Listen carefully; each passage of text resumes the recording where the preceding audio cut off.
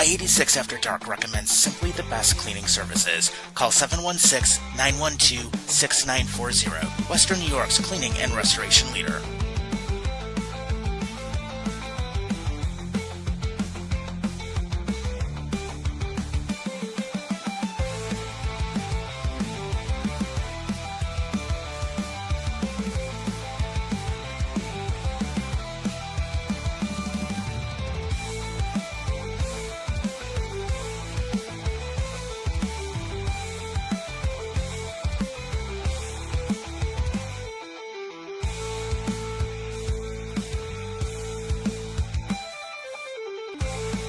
From Buffalo to Long Island, this is I-86 After Dark.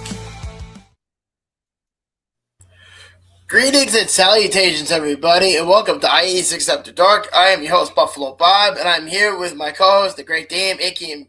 Damien Microd, and then, of course, the dipshit of the hour, the ginger hammer, a.k.a. Tom Wojak, as I'm actually hosting the fucking show. How are you guys doing? Doing all right. And at least the Sabres are up 1-0 thanks to Darlene off of a face-off right after everybody got sent in to the penalty box. So I'm doing okay. Yeah, and how are you doing, Damien? I don't know what that was. I don't know. Something. But yeah. So how are you doing? Yeah, I'm starting on my phone here, so we'll see how it goes until I can switch over. Yeah, so a bit of a technical difficulty on Damien's side of things. I'm not sure exactly why, but by next week, it should be a little different between you and I, because this dipshit is not going to be here for the next 2 weeks. The business You're muted. I'm working with, so. Oh.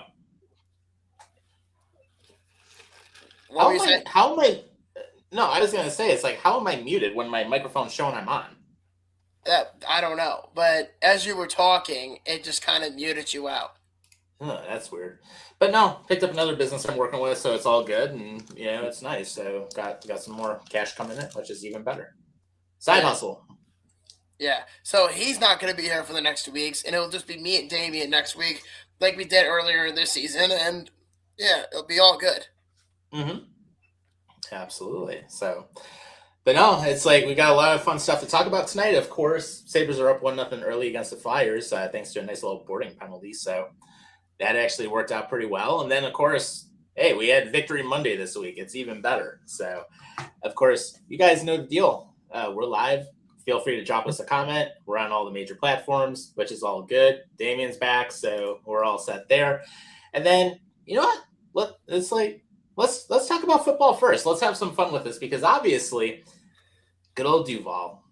The Bills went into Jacksonville, and the Jacksonville Jaguars basically tried to talk a good game, but they couldn't get the job done. And basically, they sold everybody a bill of goods that essentially their ass couldn't cash. So, of course, the way that it worked out is that the Bills ended up winning 27-24, and with everything that ended up going on with that game, Josh Allen went 28 for 35 for 273. Had a good game.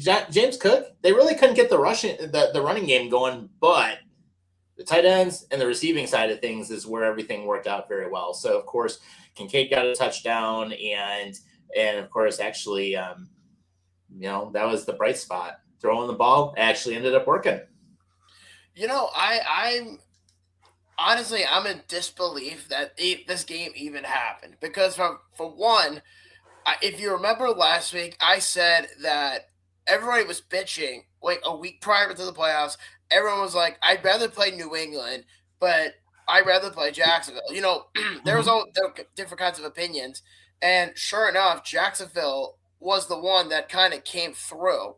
So in a way, I always welcome the idea of Jacksonville, but I am glad that the Bills were able to kind of just stick it to the man and not beat the shit out of them, but like just enough to like compete with them. You know what I mean? Yeah, exactly. And it's like with everything that took place during the game, I mean, at least defensively, I mean, we did enough to hold them off. That was the big thing.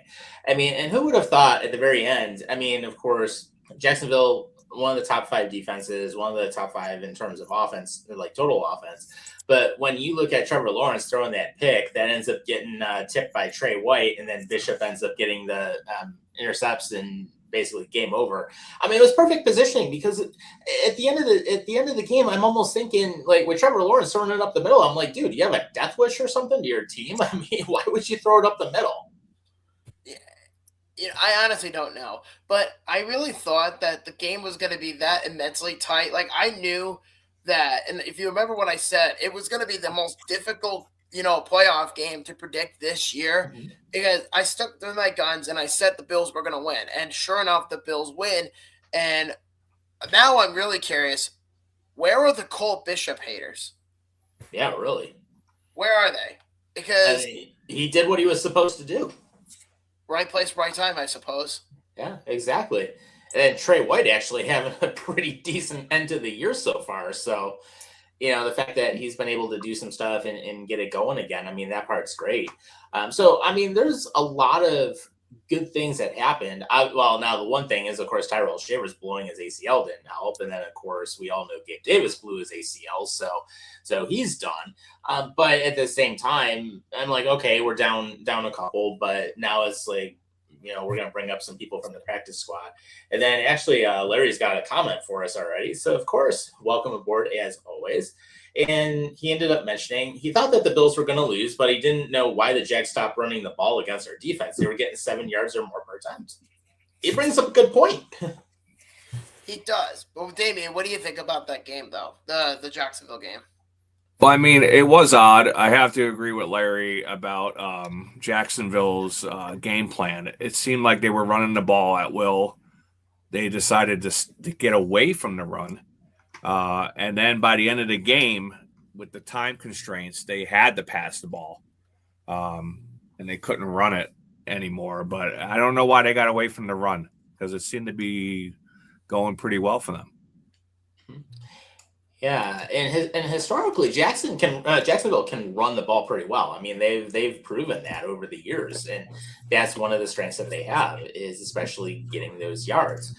So it didn't make any sense that they ended up stopping that when it was actually working because, of course, with anyone that has followed the Bills for some time, I mean, stopping the run is one of the problem areas that they've had.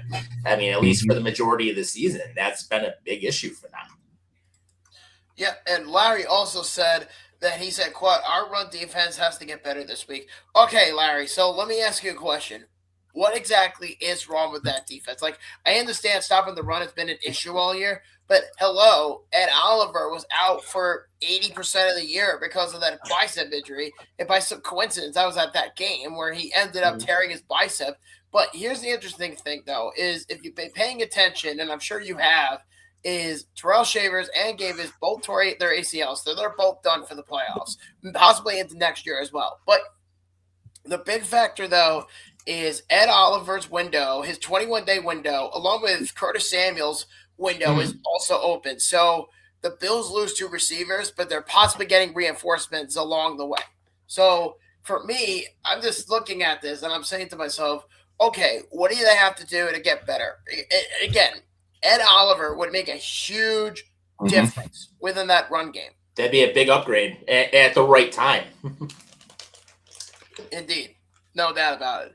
But, I mean, that Jacksonville game was so, they just made it within the skin of their teeth. Because the Jags, I knew immediately, were going to make this competitive. And I've said that from day one.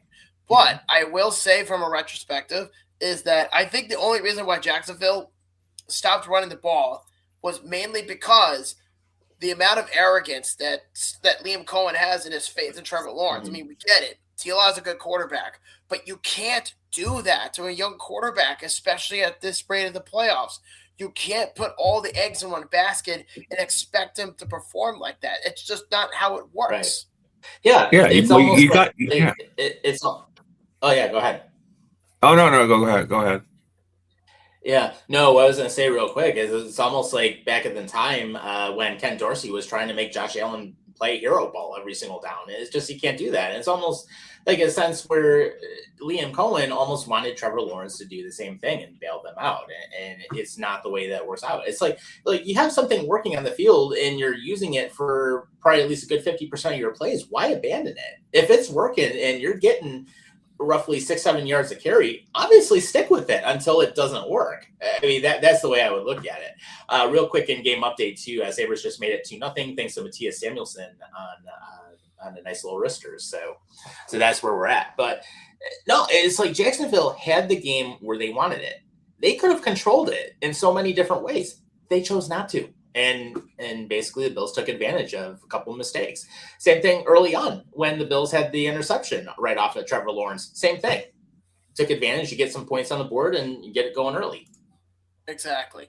What were you going to say earlier, Damian? Oh no, I was just gonna say you got to take what the other team's giving you. You know, I think that's kind of, like you said, the arrogance of their coach. But they're also a team that hasn't been in the playoffs in a while. So, not very experienced when it comes to that. I mean, the Bills were going, like Jacksonville had the number one rush defense, and it's not going to get any easier this week because they're going up against the number 2 rush defense with the Denver Broncos. So I'm hoping that James Cook can get going a little bit more. I mean, I'm not looking at 150, 200 yards, but maybe at least 100 yards. 50 is just not going to cut it. Yeah, exactly. And the thing is, compared to the last time that we played the Broncos are a better team than they were a couple years ago. So that's a huge thing. They've made some upgrades. And of course, Bo Nix can definitely ball out. So we have to really keep an eye on that. And actually, Larry had some other comments on here as well. He said, we can't count on the pass defense to make 1 or 2 plays to win games on that side. And, you know, if Ed Oliver does make it back in this week, and same thing with Curtis Samuel, that's a huge upgrade. That's going to be perfect timing, and that's going to give us some additional reinforcements, which is huge. We need that. But at the same time, if they're not ready to go, I mean, we have to have next man up mentality. We have to be able to play and still do the things that we have to do. And you just scheme for it. Right. And the thing about that is that the Bills, especially now, are really thin at receivers all of a sudden. So it makes me think, do they go and get some free agent receivers that are available? Or do they, you know, just count on their practice squad? Because they really don't have any much left. They did walk in with 5 receivers to Jacksonville. They're walking away into Jacksonville with 3, and that's including Kincaid, even though he's a tight end. Right. Yeah, and that's like one of the tough things is, especially right now on the practice squad, really the only major receiver you have is Christian Wilkerson, and I haven't seen enough from him to really understand what he's capable of doing. I'm not sure why anybody would put their faith in Christian Wilkerson. He's a practice squad guy. But if you want to be the number 1 Bills receiver, and if you want to be that adjustable, we're talking Khalil Shakir here. I mean, Coleman, I think I want to just stress this, is that this is a good game for Keon Coleman to step up. For a guy who has acted childish all year, if he wants to win back Bills fans, this is the game to do it. This is the game. Yeah, it's a prove-it game. I mean, it's the most you can get out of it. You know what I mean? Like, because last year, we were all like, oh, you know, Keon Coleman is going to be a great, you know, receiver in this league. He's got a lot of, you know, Mike Evans in him and things like that. And then he was starting to skip practices and meetings, and it was just a lot of shit went down with him this year. Yeah, but he turned into a total head case. He did. And guess what? On top of all that, now Keon Coleman has a free pass to be in this position. So if he wants to stay on the team long term, you better go out there and perform in the playoffs. Keep your mouth shut and go on the field and make as many plays as you can, because you had that one big play in the 4th quarter last week. So if you could do that consistently through the game, then you have a good team on your track. And what's going to really suck for me personally is that I'm going to be missing at least the first hour and a half of the Bills game because my baby shower is towards the end of the party is where towards the game begins. Like my shower ends at 5. The game is at 4:30, and I'm going to be wrapping presents up and shit and loading them onto my car. And who decided to do that? The NFL. Yeah. And then Larry also mentions in the chat that Allen is going to be killed this week without Cook running the ball. He took a beating against the Jags. Oh, yeah. Let's talk about that. The Jags are probably some of the dirtiest players in the game when it comes to how they end up running on the field, because there were some questionable hits that I saw. And is it me, or did it seem like the refs were trying to favor the Jags? They were definitely trying to favor the Jags. Yeah. Yeah. I'm like, okay, well, Allen's got a messed up foot. He had an ass land on his head and a few other things that happened. And basically it's just one of those things. He said he's not going to be sitting out. He's doing whatever he's got to do to make sure he's in there. And that's a good thing. Kind of reminds me of Big Ben back when he was playing for the Steelers, which we'll talk about that in a little bit, because we had some interesting news come out of that team earlier this week. But it is something where he just wants to play, and he doesn't care how beat up he is. He just wants to get in there and be on the field. So, hey, great stuff. But no, this is a good test for the Bills, honestly. I think it's going to be a good matchup. I do think it's going to be another tight game. I could see it being within 7 points. So, I mean, certainly possible. But as long as we can hold our ground on the defense, and as long as we can get some type of a run game going, or if we need to try to open up the field a little bit, utilize the tight ends, let's do that. Because, I mean, Josh can obviously throw the ball wherever he needs to. I'm not worried about that. But Bo Nix quietly has been getting better and better as a QB, and he's been the guy that franchise needed. I mean, I like Bo Nix. So, I mean, I have nothing against the Broncos in general. I mean, Nix is getting better, but I think the only reason why the Denver Broncos are better than people give them credit for is because Kansas City decided to take a big shit this year. Let's be honest. Oh, yeah. So, yep. I think people are giving the Broncos a little too much credit because, yeah, they have a good team. They have good receivers. Bo Nix is starting to turn into a really good quarterback. Their defense is elite, no question about it. But guess who also had a good quarterback, a good receivers, and a good defense? Jacksonville. Yeah, they did. And it's basically the nice little saying, fuck around and find out. They talked a good game, but they found out they couldn't handle it on the field. Well, I can be certain of one thing, is that Sean Payton has turned into an arrogant asshole. Do you see the clip that came out today about him, or the day before, about Sean Payton talking down to that reporter? No, I didn't have a chance to take a look at that. So fill us in about what happened there. So Sean Payton was asked about the return of Drake Greenlaw because he's been out for the majority of the year. Anyway, I think he had a leg injury. I forget what kind of injury he had. But Sean Payton, was answering a question about that, about that story. A reporter has to do their job and ask these questions. It's like, oh, what's going on with Drake Greenlaw? Is he coming back? And then he has the audacity for some reason to say, yeah, he is coming back. Well, what do you know? You're a reporter and I'm a football coach. And then he says, you don't know anything about playing down the middle. And it's like, wow, you're a fucking jerk. Yeah, really. I'm not the biggest Sean Payton fan. I never liked the guy. He's a good coach, but I don't like him in general. But that's just me. I never liked Sean Payton. Mm-hmm. Yeah, I mean, there's things I do like about him, and I mean, he definitely holds his own. I mean, would he be like my top choice for a coach? Like in the event, should the Bills ever need one? No, but he's definitely far from the worst. No, definitely not. And the only reason he's there is because he got traded from New Orleans, and New Orleans got tired of his shit. Mm-hmm. So that's pretty much what it was. But you know what? If I'm being completely honest, I think the Bills could do it. I think if they could get by, let me put it this way. If you're able to put Jacksonville, Kansas City, Cincinnati, and Baltimore all in the same calendar year, I think the same could be said for Bo Nix. Yeah. Yeah, very well. Very well could.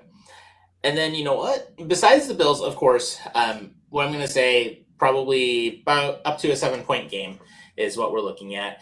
Jay's dropped in the chat, so of course, welcome aboard. Nice to see you as usual. Says, what's going on, fellas? Cole Bishop, the Ginger Hammer, and the return of the Great Dane.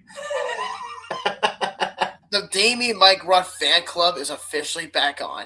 Yes. Yeah, I was out of it last week, so I think I got well, I don't think it was the flu, but it might have been COVID again. Who knows? You got whatever was going around. There's been some nasty shit going around this area lately. But I mean, to get back to the Bills anyway, I mean, this is going to be a close game. The Bills were favored earlier in the week by 1.5. Now it's switched over to Denver being favored 1.5. But we already touched on a couple things. It's going to come down to the run game for the Bills. They got to get something going.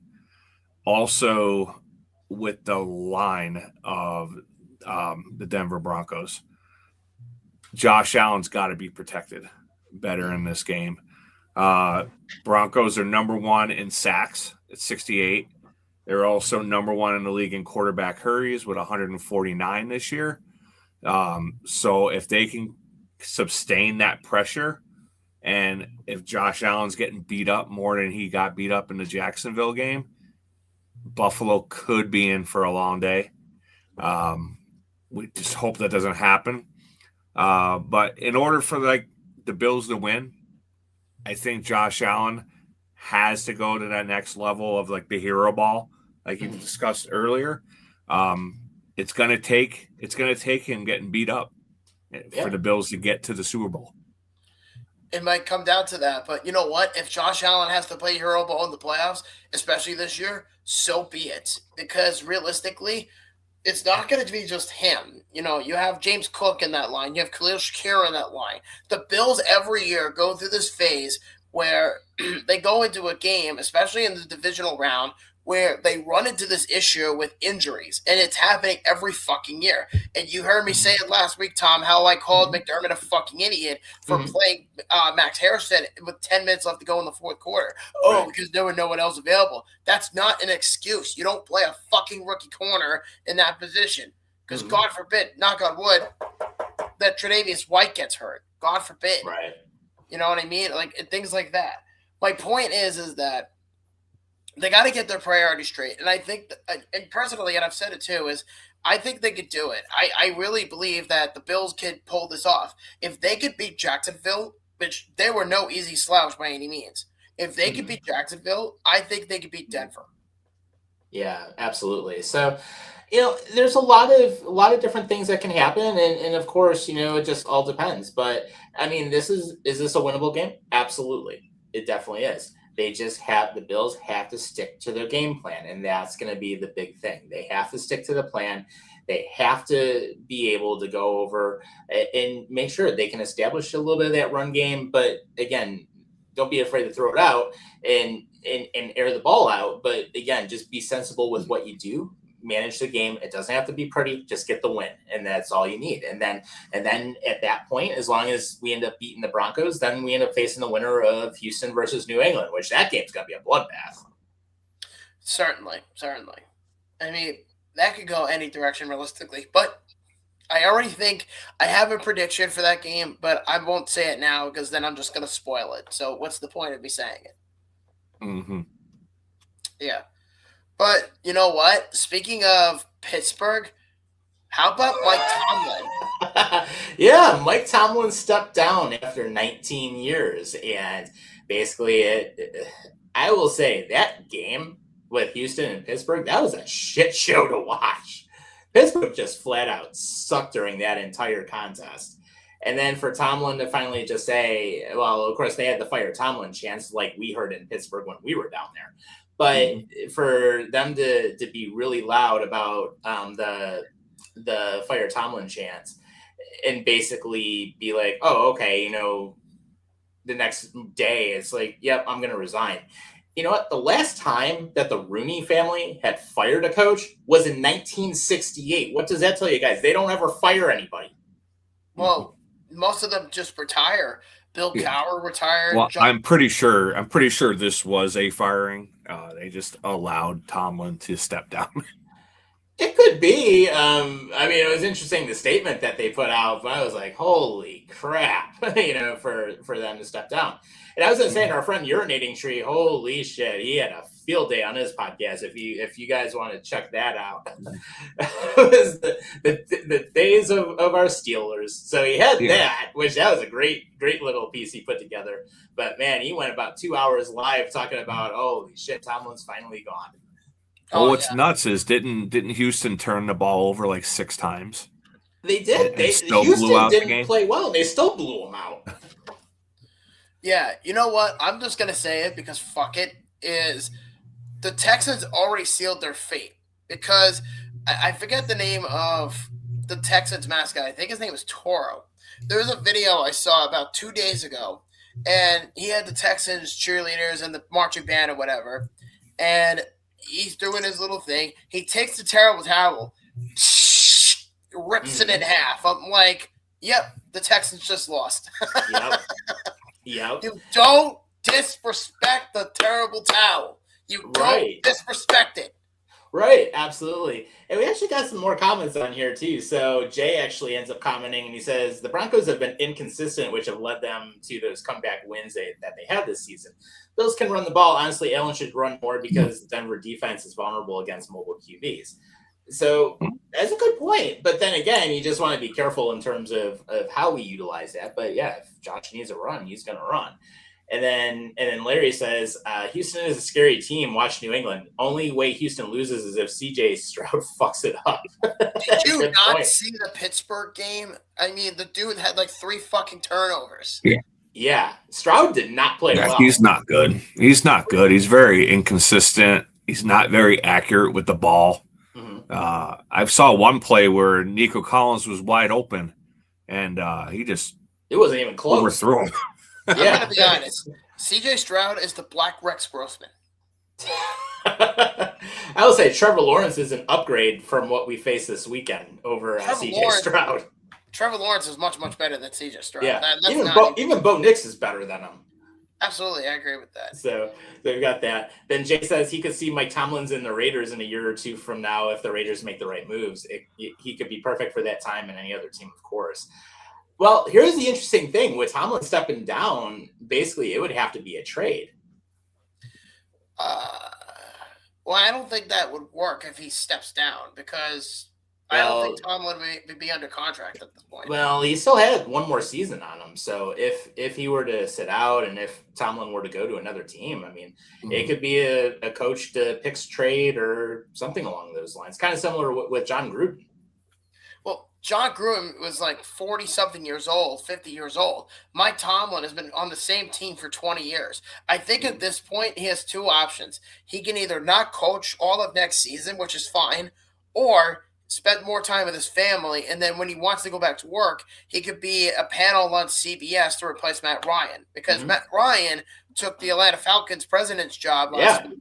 So, president of operations. Think about that. Mike Tomlin would be fucking hysterical on TV. It would be interesting to watch. I could tell you that. I mean, he'd probably have some really good insight on there. Watch, Fox ends up bringing him up, and it's like, hey, sit next to Terry Bradshaw. Yeah, really. Could you imagine? It would just be like CBS, the Steelers edition or something like that. Have Mike Tomlin and Power. Wait, no. Terry Bradshaw is on Fox, not CBS. Yeah. Bill Cowher is on CBS. Yeah, Bill Cowher is there. Imagine having Cowher and Mike Tomlin in the same panel. Yeah. The coach before him, and now the heir apparent that was after Cowher. So. Yeah, it'd be interesting. It'd be some good TV to see, to say the least. And then Larry also says he never had a losing season though. Good coach, but never had a good QB since Ben. Well, yeah. Who gives a shit? If you consistently win and you don't go anywhere, then who really gives a fuck?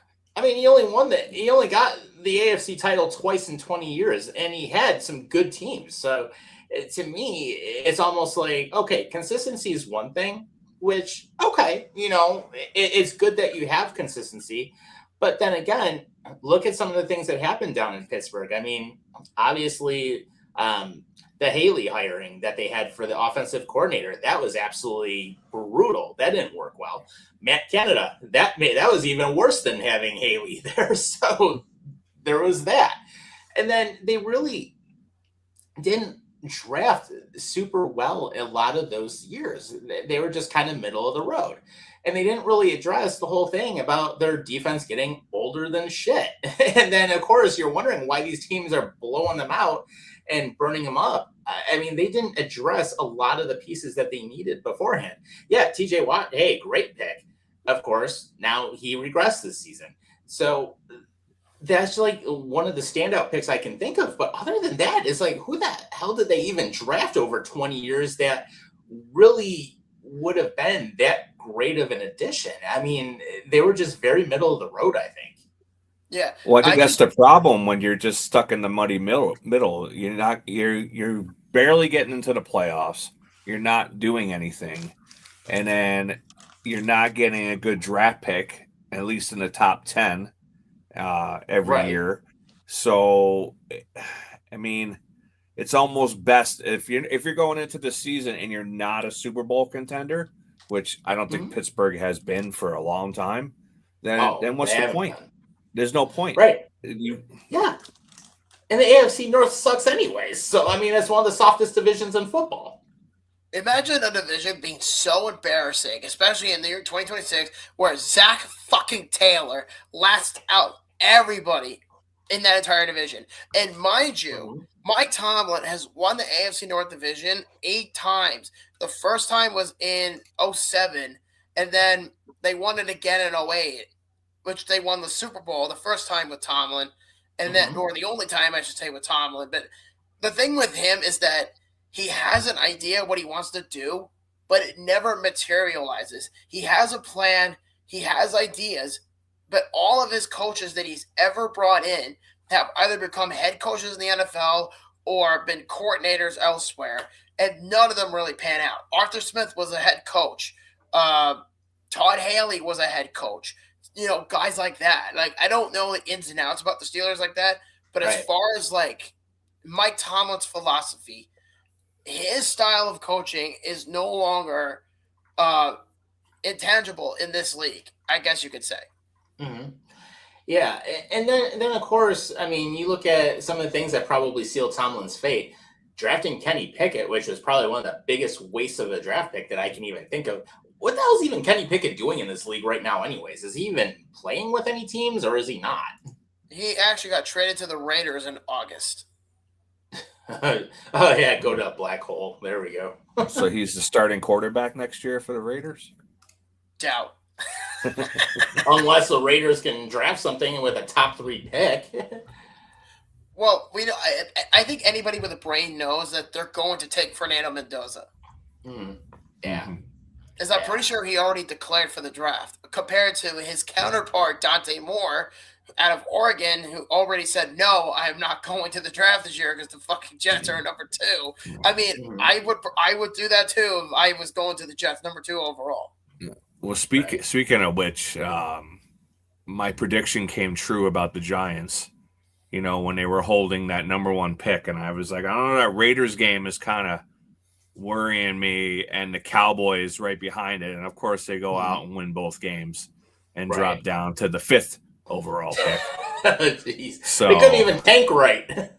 Nah, they can't.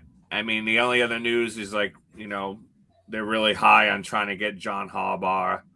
I don't really know how much of an upgrade that is. I really don't. I don't know. I kind of like Antonio Pierce, but I don't think the Giants will make that move. Antonio Pierce was a disaster for the Raiders. For the Raiders, though, but you bring them back to where, you know, we started with the Giants. I mean, never know.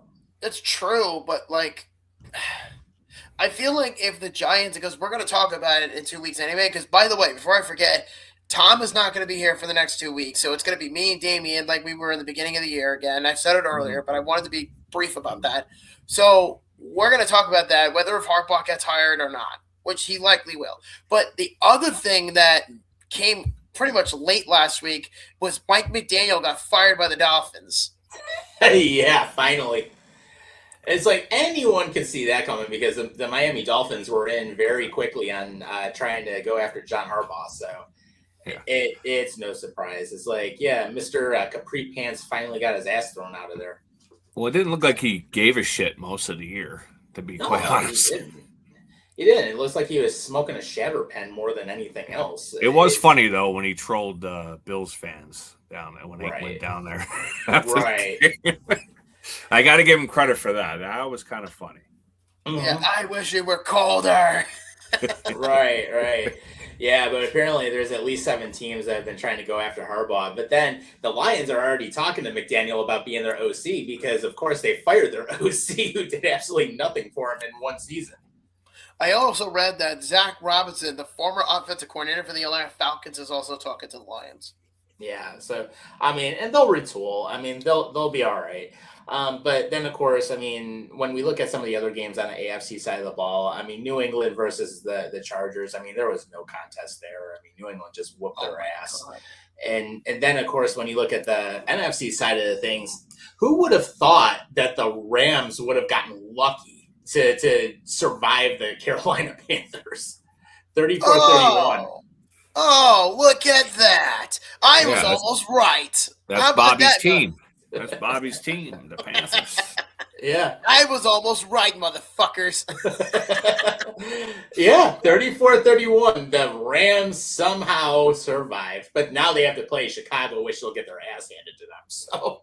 Oh, speaking of Chicago, you guys want to hear something crazy I read about the Bears? Okay, I'll read it to you. And I actually got this from Bleacher Report or the Gridiron or whatever. This is about Sunday's game against the Rams. So, according to the Windy City Weather and News, they said the time has not yet confirmed. At that point, the schedule wasn't out yet. It's 6:30, so this is perfect. So, 6:30 on Sunday, it's Bears versus Rams. But Chicago won't be welcoming the city for fair weather California fans because the model blend wind chills is near 0 or even below 0. If we get the game early, it could be the coldest playoff game ever recorded in Chicago Bears history, which was at 2 degrees, which was Green Bay versus Chicago in 2008, which is not only the coldest playoff game ever in Chicago, but also the coldest ever at Soldier Field. And the actual air temperature also forecast in the single digits is so this should rank the top as one of the top 10 coldest games of all time. Nice. But to be fair, Chicago Bears weren't in the playoffs for like the last 20 years. Yeah. Yeah, so. They finally struck gold and hired Ben Johnson. And it's like, and then, of course, with the Bears, who would have thought being down 21-3 in the fourth quarter, they end up coming back to whip the Green Bay Packers 31-27. That was probably one of the most epic chokes I have ever seen in any playoff game. Oh, and then, of course, did you guys get a chance to see Ben Johnson in the locker room with the speech after the game? Yeah, fuck the Packers. I fucking hate them. Fuck them. It's like I love what he has done with that team. I really do. He was the coach that they needed. And of course, after having a disaster like Matt Eberflus and everybody else prior to that, I mean, they haven't had a good coach really since Lovie Smith. And Lovie Smith wasn't the greatest, but he at least, had some decent teams with them. But Johnson's got that team on a whole nother level at this point. Yeah, for sure. Actually, Jay has a shitload of comments for us. He said Mike Tomlin at one time had the best running back, wide receiver, and still didn't get the job done. Let's not forget about that. Yeah, he's right. Well, that was also on Tomlin for showing the arrogance of that organization, how they were this invincible team and no one could harm them. And then 2018, I think, was their best shot with that, at least with that core. But they got humbled by Jacksonville pretty quickly at that time. Mm-hmm. Yeah. And then he also ends up saying Mike Tomlin was set to failure this season. Out of all his years, this season he had the worst defense. Well, yeah, I mean, that defense has not looked good. And it hasn't actually been that great for the last several years, but this year it just kept getting worse and worse. And then, who knows? Cam Hayward might be done. He might be retiring. And then that whole defensive core just doesn't have the step that they used to. Well, speaking of retirement, Adam Thielen retired yesterday. Or I meant today, actually. Yeah, I think it was earlier today. Yeah, it was earlier today. Yeah. Which is surprising. He only played 12 years. I felt like he was in the league for like at least 20. Yeah, I thought he was around longer also. But no, I was surprised it was only 12 years. I mean, I would play in the league for that long, too, if I played for the Minnesota Vikings. Yeah. Yeah. I could have sworn he played in the 90s. Right. And then he also says, my 49ers, a team that I said would win last week. So let's talk about that game real quick. San Francisco and Philadelphia. Philadelphia shit the bed at home, I'll tell you that. I mean, I wonder what the 49ers. I mean, Kittle blew I wonder his what they're ACL. going to do with A.J. Brown, man. Yeah, really. Oof, that didn't look good. No, that didn't. I'm more shocked that Nick Sirianni did not get fired at this point. Because if you're willing to fire Kevin Patullo, who is an absolute terrorist, then how is Nick Sirianni still able to hold a job? Yeah. I mean, look at what Philly's done. I mean, they've fired head coaches after great seasons before. I mean, they did that before Sirianni came in. Well, the Eagles are just a disaster. I mean, what are we referring to? Like Andy Reid and his years in the Eagles? Well, Andy Reid just was underperforming with the Eagles, but then he goes to the Kansas City Chiefs and ends up building a dynasty that lasted until this year. Yeah, at that point, I mean, I'm not disagreeing, but I'm just saying sometimes good coaches are just not built for long-term stability. Doug Peterson was a good example. Doug Peterson won a Super Bowl, but I think he lasted, 5 years with the Eagles? At the most. I mean, he was gone pretty quick after that. There you go. Nick Sirianni, here's the thing about Philadelphia is Philly, because I live 2 hours from Philly. Philly is a very unforgiving city. Mm-hmm. And considering that you've been there with me, Tom, Philadelphia, they don't fuck around when it comes to their sports, especially the Eagles. They don't fuck around with you. If you don't you got the bird flipped at you by a 10-year-old when you were there last time. Oh yeah, that too. And I got booed by Eagles fans. I was told to go fuck myself, but aside the point. The point is they threw batteries at Santa Claus before, so yeah. And they had a jail in their stadium. So that tell you. Yeah, somebody actually threw a glass bottle of beer at a child who was a Niners fan at the Eagles game on Sunday. Yeah, that's uncalled for. They're such pieces of shit. I never understood why they do this. Yeah. I mean, the one thing I will say though, I mean, Kittle was playing great, but then I mean, if you saw that slow-mo replay, how his ACL popped, I mean, it's like you knew at that point he's done. Yeah, well, that was the problem. The 49ers were my pick to go to the Super Bowl on the NFC side. Mm-hmm. But after Kittle with the Achilles, I'm like, I don't know. I don't think they're going to get past the Seahawks this week. Yeah, that's going to be an interesting matchup thinking about that. And who would have thought the Seahawks would have come back and played as well as they have ever since making the change, getting rid of Pete Carroll, and then, of course, getting rid of Geno Smith. I mean, we saw Geno shit the bed when we were in Seattle last year. So we saw that game, which that was a fun one, and which it was, I would say, probably about 60-40 Bills fans in that place, which, by the way, Lumen Field, great stadium if any of you guys ever get a chance to go there like we did. And great place. Jay actually threw a few more comments in here, and he actually asked a pretty good question. So he wants our opinion. Should the Eagles get rid of Brown? And if so, who should they get? Ooh. Okay. I think absolutely he's got to go. Yeah, 100%. Get him out and get some value for him in the meantime. Yeah, I think it's plainly obvious that he does not want to be in Philly. He's tired of Sirianni's shit. But if I had to guess who's going to get him, I think it's going to come down to who could really use a receiver. Pittsburgh, Buffalo, New England. The Giants. The Giants. Chiefs, maybe. Yeah, there's a lot of good teams out there that are going to be looking for receivers. Hell, I wouldn't be surprised if the Patriots try to go after him because he's got ties to Vrabel. Yeah. That too, but I wouldn't be surprised if he goes to the Chargers.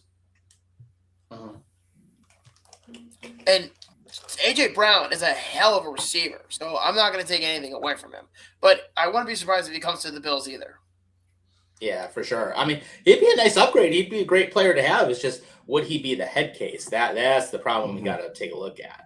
So, and you can find a cap space for him. Yeah, that too. That's the other thing we got to worry about. Yeah. And then there's one more comment from Jay. Actually, two more.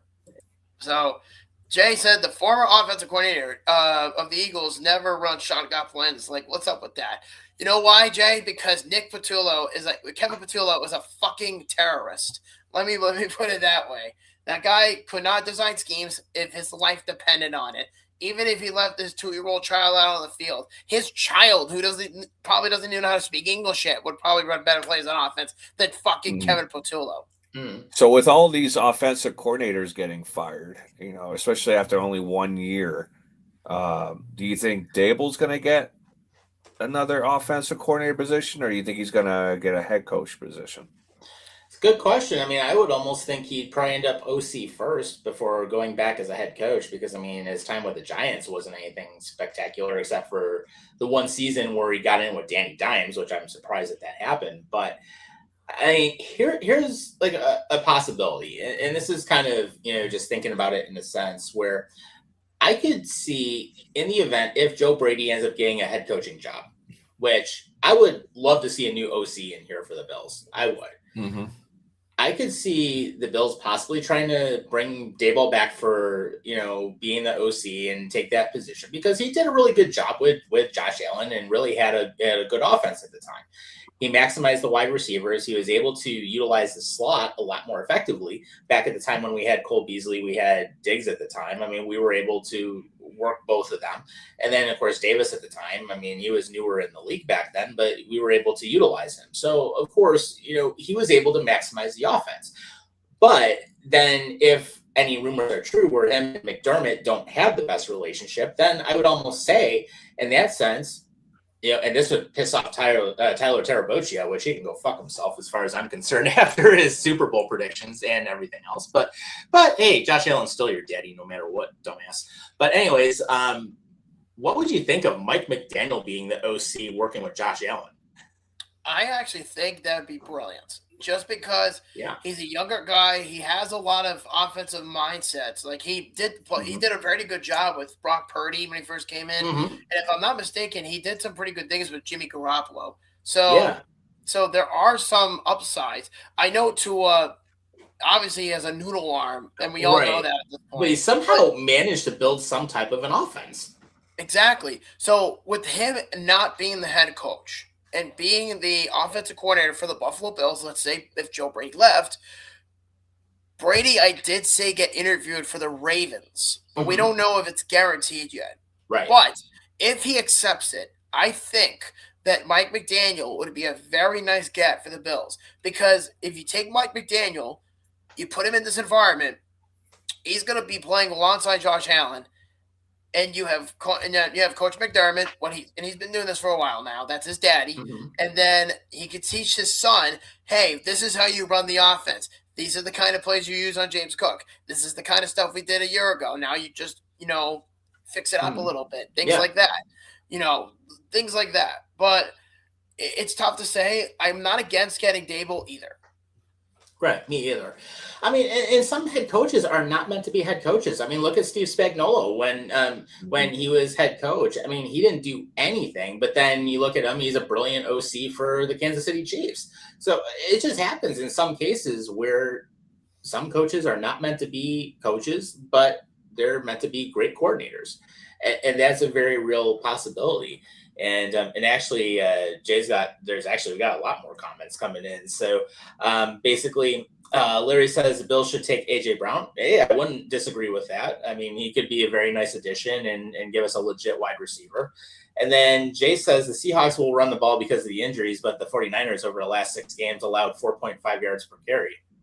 Yeah, I mean, you got to keep the yardage down if you're going to effectively win. Well, here's the thing with Seattle is Darnold has a narrative on the line. If they could beat the 49ers, which I think they could do it as well, because they have a lot of weapons. And I can foresee them using the run game, using the receivers, because San Francisco is just so banked up. And it's almost unsustainable with them right now. You can't argue that because of the idea that, on paper, if they were healthy, no doubt in my mind the Niners would win that game. But I don't know. I just don't see it happening. Yeah, it's going to be a tough matchup, and I will give Seattle credit. I mean, they rebuilt pretty quickly. I mean, they've been able to do some great things in a very short time frame, and I mean, they're gonna give everything to the 49ers. I mean, they're gonna basically give them everything that they'd want, but it is going to be a tougher matchup now with what we said, all the injuries that ended up taking place, and really thinking about it. it's actually an interesting weekend now because, of course, we have Buffalo and Denver. We have Houston, New England, which I hope New England beats the crap out of the Texans because then I think the Bills would be able to take the New England Patriots with no issue. But what are you guys thinking about San Francisco and Seattle? Because I'm thinking all these games this week, for the most part, I think Seattle, San Francisco is going to be a pretty tight game, even with the injuries. I mean, I would say it's going to be less than 10 between them in terms of the spread. What do you think, Dave? Well, I'm leaning towards the Seahawks taking this game now because of the Kittle injury. If Kittle was healthy, I'd probably take the 49ers.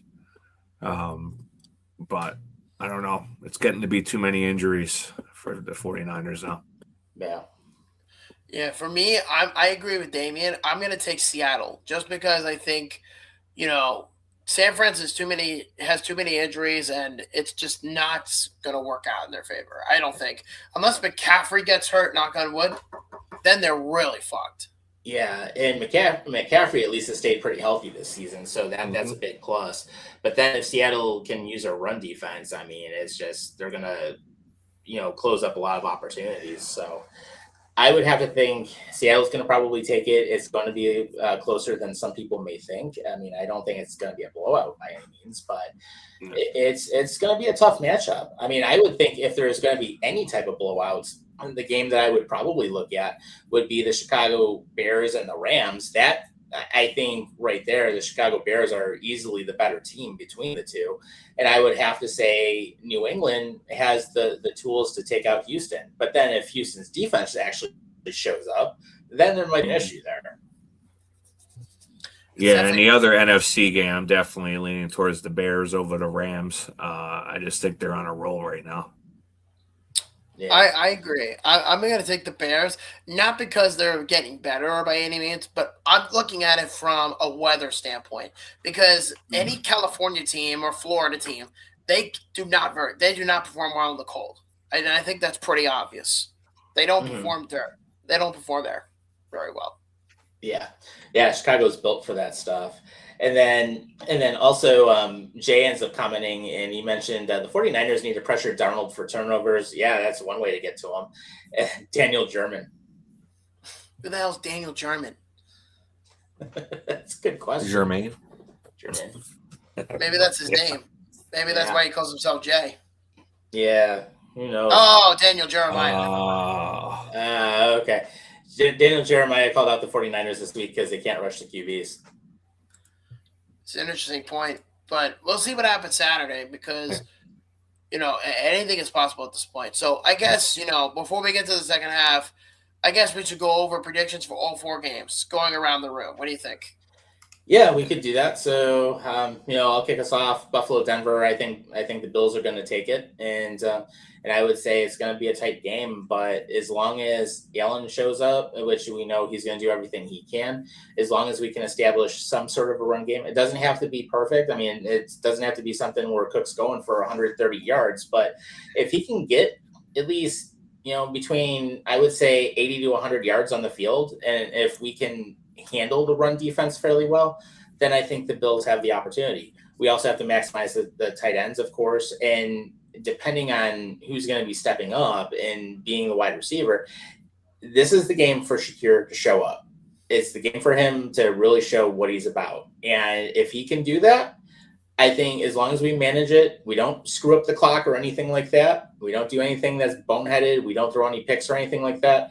I think easily, plus we have the playoff experience, we should be able to outlast Denver. Okay. And what about the other three games?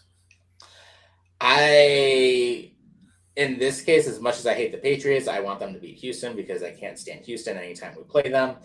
I would say Seattle and San Francisco is going to be close, but I do give the edge to Seattle just given how banged up the 49ers are right now. And I'm easily taking Chicago over the Rams. And I think that one is going to be, if there are any blowouts this week, the Rams and Chicago are going to be the two teams where that happens. Well, it looks like we're all taking the Bears and the Seahawks. Yeah, I think so. But I'm just going to refresh mine anyway. So I'm going to take the Bills over the Broncos. I'm going to take the Patriots over the Texans. because Houston wrote their own death sentence ignorantly by ripping up the terrible towel, and that is a voodoo curse. So congratulations to the New England Patriots. And then in the NFC, I'm taking the Seahawks, and I'm going to take the Bears mainly for the weather. Okay. Well, I guess I'm going to be the contrarian on the AFC side because I am taking the Texans over the Patriots. I don't think the Patriots are going to do well against that defense. But it's going to come down to the Texans being able to score enough points to win. Yeah. And then with the Bills and Broncos, I hate to say it, I think I'm leaning towards the Broncos this week. Okay. I hope not. I hope I'm wrong. But Josh Allen's got really beat up in the last game. And this is an even tougher defense, in my opinion. And if that line cannot protect Josh Allen, I think it could be a long day. Okay. That's a fair argument. So I guess with that being said, why don't we go down to the second half and get to some puck talk? What do you guys say?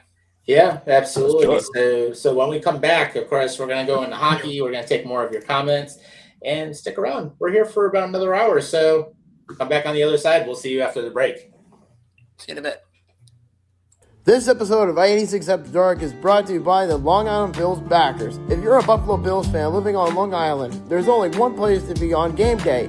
Instant Replay in Huntington Station, New York, with 56 TVs, 4 pool tables, and an atmosphere that feels just like Orchard Park. You'll never miss a snap. Grab one of their delicious burgers, sink your teeth into their award-winning wings, or try their stacked sandwiches. There's something for everyone. So join the Long Island Bills backers this season and be part of the biggest Bills family on the island. Check out their Facebook group or just scan the QR code in our show notes to get connected. Go Bills! Welcome back to I-86 After Dark, everybody. Of course, you got me, the Ginger Hammer, Dame, Bob. We're all here with you. And, of course, we're here for a little while longer going into the hockey part of the show. So, of course, if you guys want to comment, we're live on all the major platforms. Feel free to drop us a line, and we'll do our best to get you in. Jay did have one other comment right before we get into the hockey segment, and he basically said he loves the football talk, but how about those damn Jets? What happened in this game, guys? The return of the great Dame. Take it away first. I don't know. Do I have to?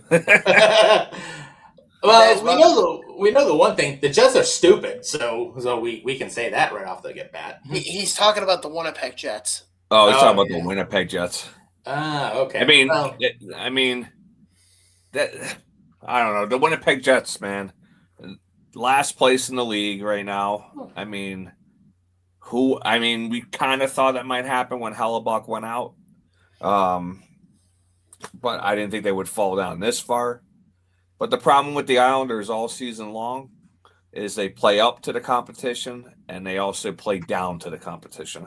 Mm-hmm. And Winnipeg was very desperate. They're in desperation mode. They look like it. And the Islanders still look like they were playing pond hockey out there at Anders Lee's house. So it was an ugly game. The Islanders were down 3-0 in that game pretty quickly. They did battle back to make it 3-3, but then ultimately lost to the Winnipeg Jets 5-4. Yeah, who would have thought? So basically 15th place in the Western Conference at 18, 22, and 5 with a goal scoring differential of -7. They only have 45 points on the season right now. Yeah. Their goal. Oh, sorry, Bob. Go ahead. Well, I was going to say I give the Islanders credit because they were down 3-0, I believe, to the Jets yesterday because I was watching the game. And I think, if I'm not mistaken, they scored 3 goals, including a penalty shot from Emil Heineman, within their 2 minutes and 40 seconds within that time frame. Mm-hmm. I think the thing that really frustrated me is that they worked so hard at that point, and they looked like they were going to take an advantage and jump ahead and take the lead. But they shot themselves in the foot defensively. But I said to myself the other day after the game, I said, you win some and you lose some. I mean, I don't expect the Islanders to be like, the Avalanche. I don't expect them to.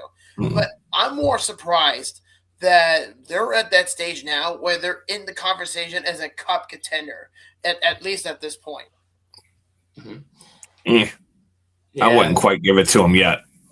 Right. And Jay also mentioned that they needed a strong start from Connor, which he's got a good point.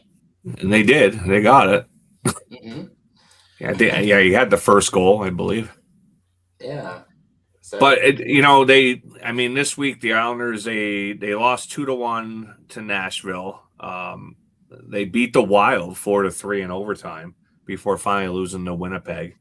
But they found a way to win against the Minnesota Wild as one of the top teams, mostly because of Sorokin. He was fantastic in that game, and Holmstrom. He had to get 2 goals and an assist in that game. But then they came out against Winnipeg, who, let's face it, was very desperate for a win. And they were very, very sloppy defensively. So like I said, they can find a way to win. They can also find a way to lose. So it's a frustrating team.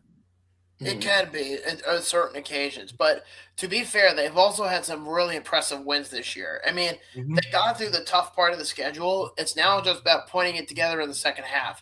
And considering that, we're about 3 weeks away, maybe 4 weeks away until the Olympics, it's going to be tough. But a lot of people are like, well, is Bo Horvat going to play on the Olympic team? No, I don't think so at this point. Yeah, I know he got nominated because I was at the game where they announced he was going to be there. But it's like that following game, I think it was against New Jersey, and he got injured. And people are like, well, we don't know. It's like, screw the Olympics. How about having him on the team long term? Because it feels like to me, maybe you could agree with me on this, Dame, is that the team rides and dies on that top line with Bo Horvat. Oh, no, he's probably the top 3 players this season for me, Horvat, Schaefer, and Sorokin. Those 3 players drive the Islanders. And not having Horvat is a big deal. But I think he is going to play in the Olympics because this was very important for him to make that team. And that was like a big goal for him going into this season. So I think he is definitely going to be playing for Team Canada. I mean, I think the Canadian, team in general, I think that Schaefer did dirty, I think. Because to me, he should have been on the team. Oh, he should have been on the team before, but I mean, Canada makes some weird decisions. Should Schaefer have been on the team also? Probably. He's better than at least talent. 2 of those defensemen that are on the team. Yeah, I mean, he's got the talent. He's been playing well. It's like, give him the nod. I mean, it'd probably be like you said, Dame, he'd be a huge upgrade over at least 2 of the defensemen there. But, I mean, the last thing I have to say about the Islanders anyway, and that was a little concerning these last couple weeks, is Yzerman. It seems like his stock is starting to drop. And I'm wondering if he's like turning into another Bellows or Wahlstrom. And I'm a little concerned about that. For who? Simon Holmstrom? No, I'm talking about Wahlstrom. Oliver Wahlstrom. Oliver Wahlstrom's not even on the team anymore. Yeah, I know. I'm saying Yzerman. Oh, Yzerman. Is he gonna turn into another Wahlstrom or Bellows? Sure. Well, in his defense, Garth Snow did not know how to develop players except John Tavares. Well, I mean, that was kind of a given, though. I mean, if you want to be that conservative about it, Kiefer Bellows is a good answer to this one because I had such high hopes for Kiefer Bellows, and then it's just like that. Bellows. We were high on Bellows. We were high on Wahlstrom, and now it's turned to Yzerman, and he's supposed to be our next Mike Bossy. And I don't know, his stock seems to be kind of dropping in the last couple months. I know he didn't have a really good World Juniors, but that was kind of more on the USA coach, and they didn't even medal because they didn't properly use the players that he had. Which I think is a fair statement. What do you think, Tom? Yeah, I mean, I would agree. I mean, a lot of what you're saying is right on the mark. And, I don't disagree with anything that you're mentioning. And, with that, we've got a couple more comments that came through in the chat, and Larry ended up mentioning Sabres are leading 4-1 against Philly, which we'll talk about that in a moment because that's going to be a little bit of a segment that we'll talk about. And then he also mentioned and then Jay mentions Edmonton lost to the Predators, and Islanders can get the W. Well, it's definitely possible. I mean, you're basically going from Connor Hellebuck to Connor McDavid, and Edmonton's kind of starting to put points together. I mean, I don't think they're going back to the Cup in back to years. I don't think that's going to happen. But I do think, though, that, they're starting to finally pick up their strides. Do I think that they're anywhere near as good as they were a year ago? No. But I definitely think they're going to be competitive. So I'm not expecting this to be an easy dance card for the Islanders because this is the second or third road game of a 7-game road trip, Damien? Yeah, they're on the Western Canada swing right now. Yeah. Winnipeg, Edmonton, Calgary, and then Vancouver, which has never been a great road trip for us. No, it never has, but maybe this time around it changes. Maybe it does. I don't know. We'll see what happens. So I think with that being said, because we went on about the Islanders for a little while, we'll get back to them in a little bit. But how about the Buffalo Sabres? They're starting to pick up some strides. They are. So 13-2 in the last 15 right now. Real-time score. Sabres are beating Philly and Buffalo at 4-1, and we're in the third period. Mm-hmm. So just to give you an idea of what's happened tonight so far, Rasmus Dahlin has 2 power play goals. First one he opened up at 9:30 in the first. Assisted by Josh Doan and Tage Thompson, which I'm really starting to like Doan's game, and I think he's been a nice addition to the club. Then Matthias Samuelsson ends up making it 2-0 at 15:13 of the first from Ostlund and Doan. So Doan's had a multi-point night, so good to see that. Then second period, it was Jack Quinn getting his 10th of the season from McLeod and Benson at 4:22. Then Owen Tippett ends up making it 3-1 at that time assisted by Cates at 10:28, and then Dahlin just got his second power play goal from Norris and Thompson at 13:51. So basically, with the way that everything's looking so far, I mean, shots on goal have actually been pretty low. It's only 14-11 in favor of the Flyers, so there hasn't been a lot of shooting today. Face-off percentage goes to the Flyers.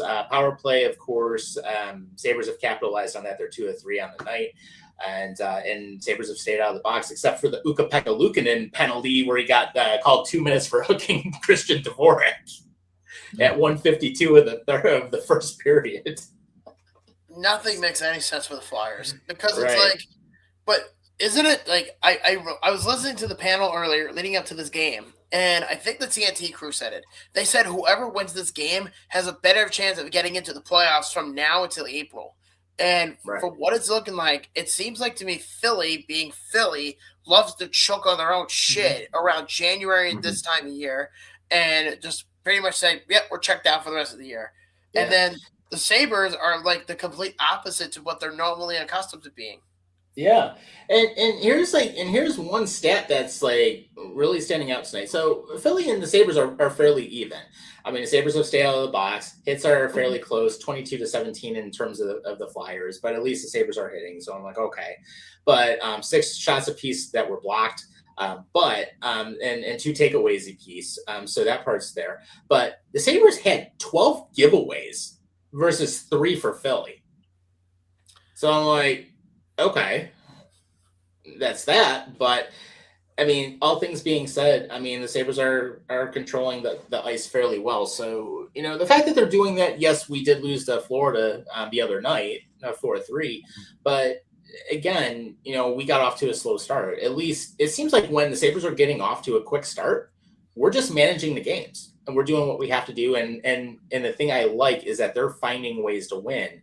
And if we look at where we're at altogether in the East, I mean, right now, the Sabres are in 9th place. So they've actually been able to jump up. And I mean, right now, over 44 games, I mean, we're looking at a 24-16-4 record. And, we're just coming off of the 1 loss. But we have a positive goal differential finally as well. So, I mean, the fact to be in the top 10 in the East, and then when you're looking at altogether of the league, I mean, the Sabres right now are in 14th. I mean, they're in a position where they could easily go through and, And I mean, we're just right outside that wild card spot. Of course, fuck the Maple Leafs. They actually have the second one right now. But I mean, how do you feel about the Sabres right now? Do you feel like this is a legit team and this is sustainable? Or I hope it is. I hope it is. Of course, we all hope it is. Right. I would still say the jury's out on it. But here's the thing. After that 10-game win streak, when we ended up losing and then we ended up winning 2 more, and then, of course, losing to Florida, and then now being in a position where right now there's only there's 2:24 left in the second, but we have a 4-1 lead. I mean, if we can continue playing this, and we got a scrap. So that's even better too. So Bryson and someone else, but that's that. But thinking about it, if the Sabres can sustain this, and if we can go out at the deadline and actually get some players, I mean, I know there's been talk about possibly trying to land Artemi Panarin. If we can go out and get a couple players, and perhaps maybe we move one of our goaltenders, that's going to be a big thing. And I think that really will help determine what's going to go forward. I would also say at the same time, knowing where we're at this point, I mean, Thompson's playing well. Kesselring is expected to come back soon, so that's good. He's finally getting to practice again. But I like what we've done in the last 15, thinking about it. And the team is learning how to win. And I think the first thing, firing Adams and getting rid of that shit culture that they've had for so long, I think was a big thing. I think it shot a lot of people in the right direction, which was good. Now they also know Yarmo's not going to take shit from anybody. So basically, you don't show up. Well, I think that was the big thing for the Sabres this season. I remember Thompson and Dahlin at the beginning of the season kind of complaining, if things don't change around here soon, they might want to leave. And it's like, well, the change starts with you guys. I mean, you're the leaders. You got to make the change.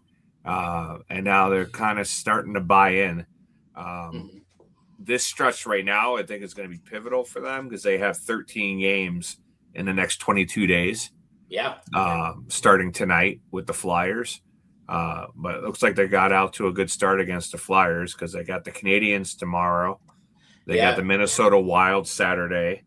They got the Carolina bullshits on Monday. And Nashville on Tuesday. So tough schedule ahead. Yeah. What I was gonna say was what I was gonna say, Tom, what I was gonna say was like does your opinion, I'll never forget it, with the trade with JJ Peterka, do you think that trade has kind of calmed you down a little bit since then, or do you because it has, and I think there's a few things, because when you look at Josh Doan and JJ Peterka compared side by side, the way Josh Doan is playing right now, and I mean, we didn't lose anything, and the fact that Josh Doan wants to be here, and he's already looking at possibly extending, that's a good sign. It really is a good sign. So we haven't lost any production. In fact, actually, now we're with Doan, having had a chance to take a look at what he's done on the ice, he's more of a complete two-way player than Peterka ever was. So even though, getting rid of Peterka initially, I was pissed off about it because, of course, he had the speed and he had the ability to score. Looking back at it now, where we're at this point of the season, being 40-plus games in, we didn't lose anything. So I actually think, in a sense, that actually is the upside where we got the two-way game.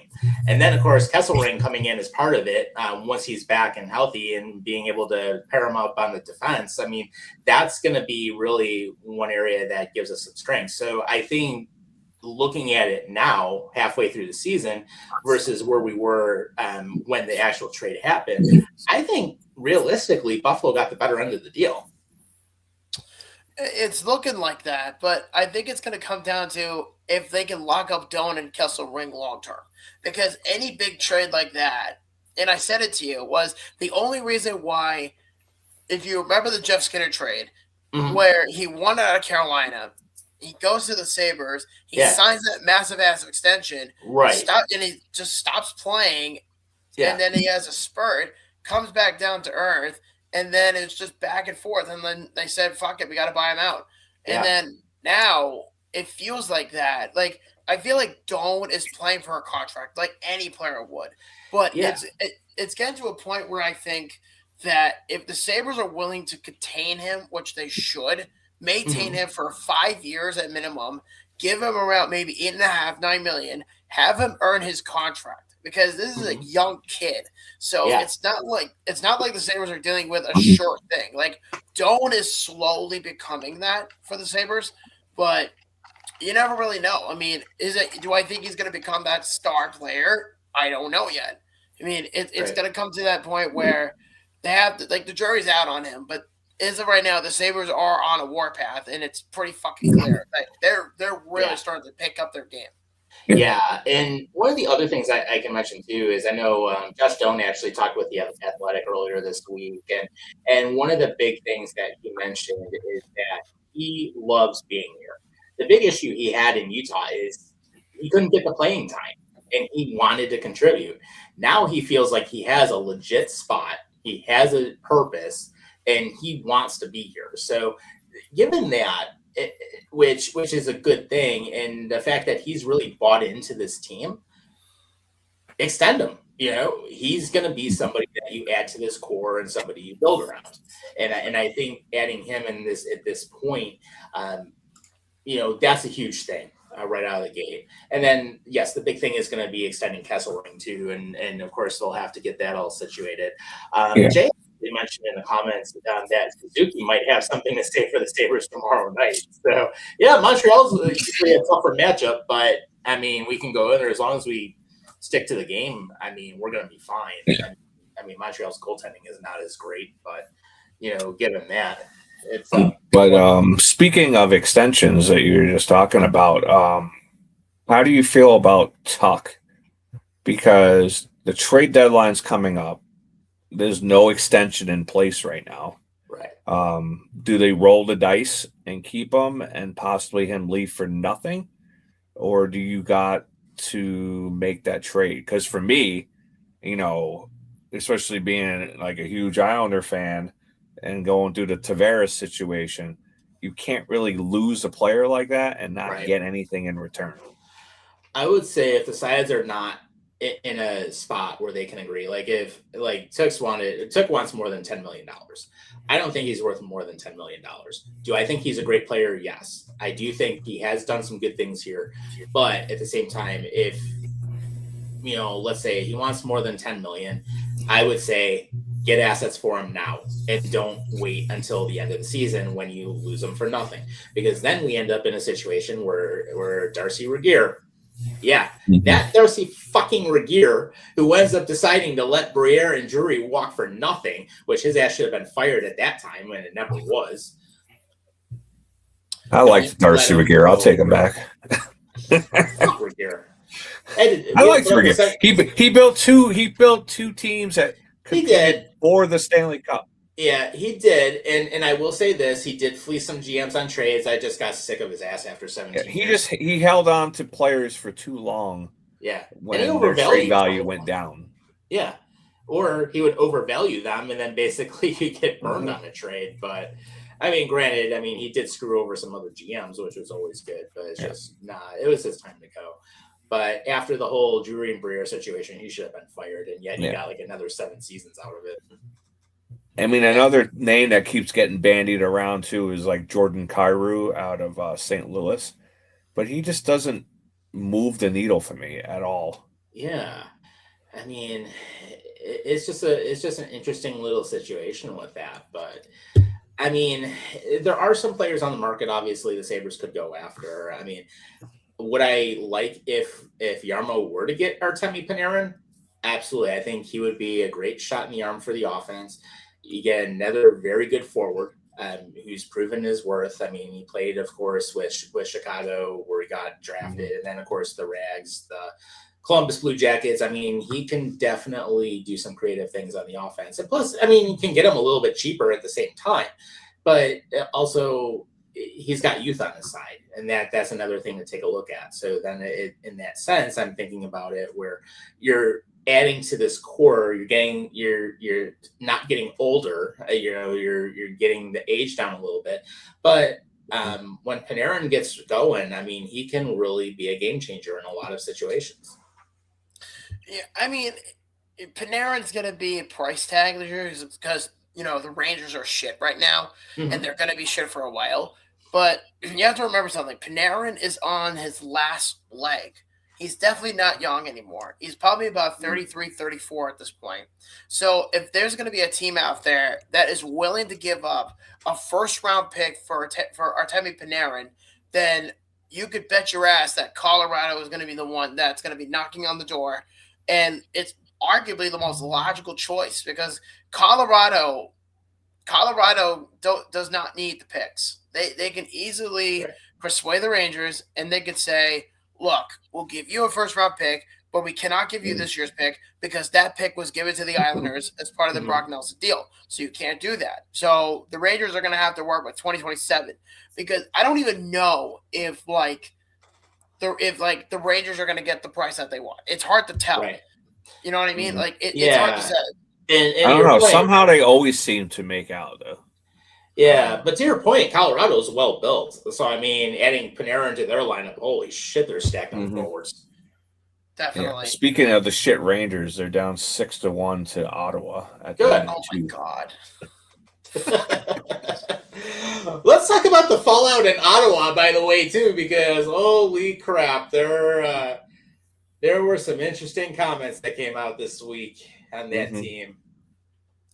Yeah, apparently Linus Ullmark had to take a leave of absence from the Ottawa Senators, and they originally said it was for family reasonings. But then it was later revealed that Linus Ullmark pulled a Hasek, and he basically slept with some of his teammates' wives. And I'm like, holy fuck. Yeah. Yeah. Well, it was like an anonymous account that was like started on X Twitter, like the month, not even like a week earlier, I think it was. And a lot of this stuff happens a lot online. It's like, but you don't address it as an organization, because once you address rumors like that, you're giving them validity. And that's exactly what the Senators GM Staios did. There was a rumor out there about what happened, what you just said.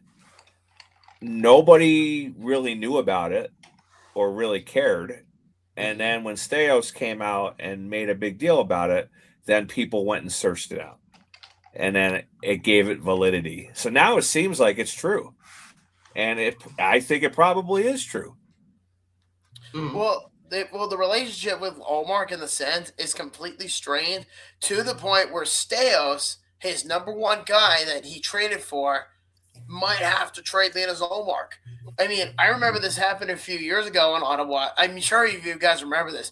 I remember with Mike Hoffman with the whole ex-girlfriend situation where he was mocking Erik Karlsson's wife about their unborn son, which was like the scum of the earth thing to do.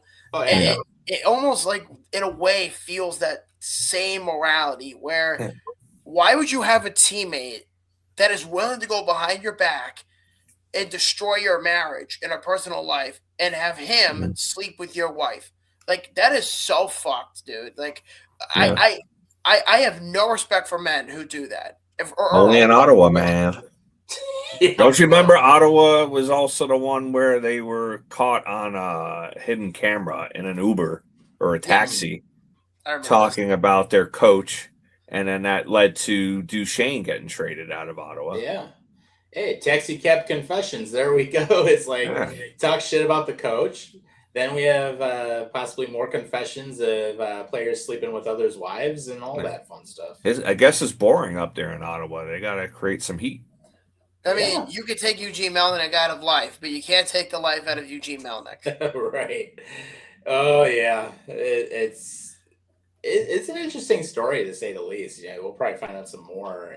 And then thinking about some of the other things that happened this week, Laurent Brossoit got traded. So basically in that deal, he ended up going from the San Jose Sharks to the Blackhawks. And in that trade, the Sharks ended up sending Brossoit, Ryan Ellis, Jake Furlong, and a 2028 fourth round picks to the Blackhawks. Sharks sent Ryan Ellis, Jake Furlong, and a 2028 fourth round pick to the Blackhawks in exchange for Brossoit, defenseman Nolan Allen, and a 2028 seventh rounder. Mm-hmm. And then basically from there too, Brossoit had a $6.6 million 2-year contract with Chicago in 2024, but he did not play for the Blackhawks. And we got I thought for a moment we had another scrap here in this game, but it's just the replay. My daughter's at that game right now, so. Good one to be at, I'll tell you that. I'm sure she's thrilled to be there. I'm sure. Yeah.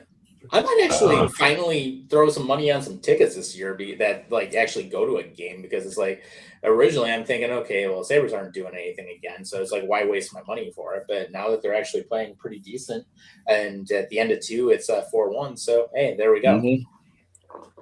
Yeah. Sure. So I mean, it's a good move for the Sharks. It looks like. I mean, they're looking like a dangerous team this year, especially with Celebrini doing really good. Yeah, he's coming into his own. So I just imagine if the Sharks had actually won the lottery and got Schaefer instead of the Islanders, Sharks would be super dangerous. Yeah. Right now. Yeah, for certain. But you know what, though, I will say as well is that it's not the only thing that's going on down there. Is that I'm shocked, Tom, coming from you. You did not address the NHL draft coming up in Buffalo. Yeah, well, hey, we're getting to that. So I didn't miss that yet. No, we're getting to it. We're getting there. Yeah. Slowly roll. Yeah, we are getting there. Which I will say, yes, right before the Florida game, Gary Bettman was here, Terry Pagula was here, and Buffalo will host the 2026 NHL draft, and tickets and information will be forthcoming. But I will guarantee you right now, I am going to that draft. And I went to the one in 2016, which was a great time to be there, and certainly I enjoyed it. So, having it this year again, hey. Well, I was going to ask you, like, what does it entail when they have the draft here? Because it's decentralized now, so the teams don't all come in like they used to with the draft tables and everything. Mm-hmm. So I was like, well, what does this actually entail? So it's kind of interesting, because the last time I was at the draft, I mean, of course, they had all the teams here. And now I'm not even sure what to expect with a decentralized version of it. I mean, I'm not sure how they're going to work that. Is it something where they're going to have some of the players potentially here? Maybe. I'm not 100% sure. Is it going to be something where it's just more of the crowd being here?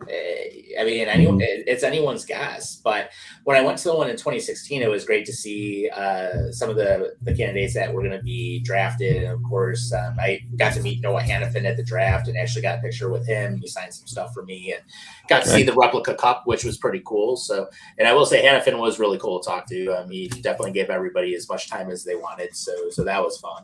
And yeah, I'll probably make an appearance at it. Yeah, I would definitely go to it. And which, by the way, if you guys see me or Dame at the draft and want pictures with us or want us to sign some stuff, hey, we'll do it. So we've done it before. It's not the first time. So yeah, I'll sign anything, including breasts.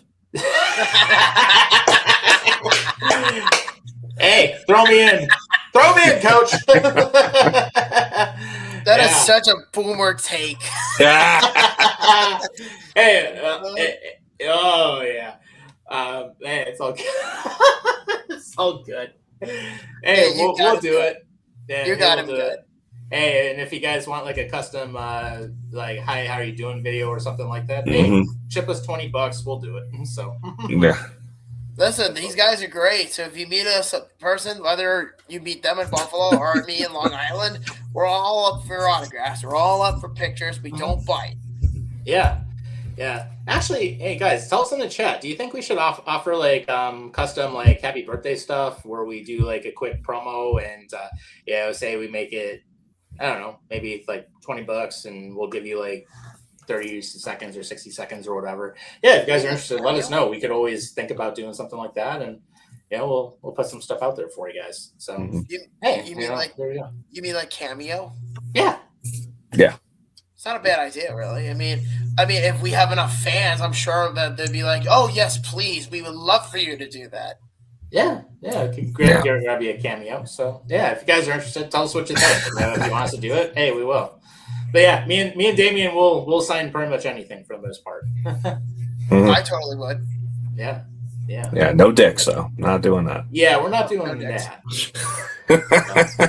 Although Tom and I have already and no dick pics, by the way, either. We don't need to see that.